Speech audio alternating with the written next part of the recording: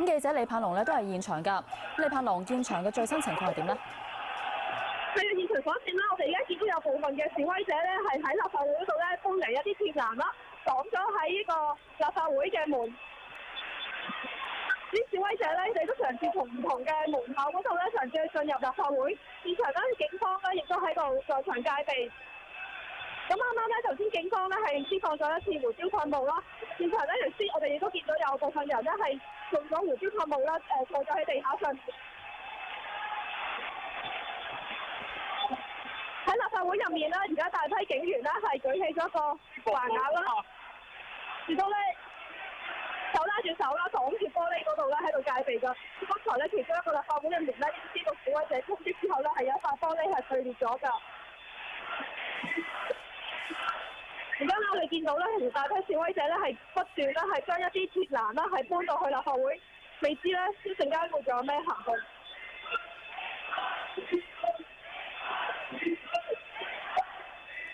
而家喺立法會進出廣場啦，見到仍然有大批示威者啦喺度叫緊口號啦，要求撤回方案。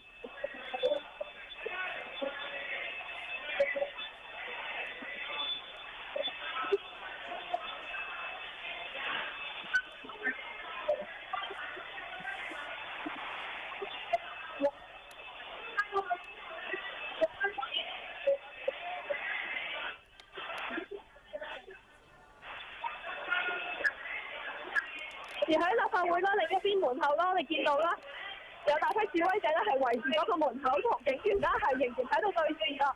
咁剛才啦，佢哋咧用過一啲竹竿啦，同埋一啲大型嘅橫額啦，嘗試去撬開立法會嘅大門㗎。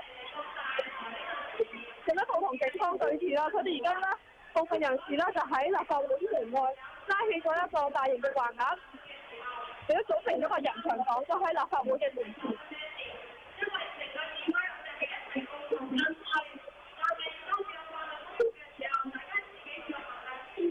咁樣仍然啦，有部分人咧係拎住一啲竹竿啦，係嘗試去撬開咧立法會嘅門入。咁咧，警方亦都加派咗啦，大批嘅警員咧係綁住咗喺立法會門嘅入面。出面嘅示威者咧係一路喺度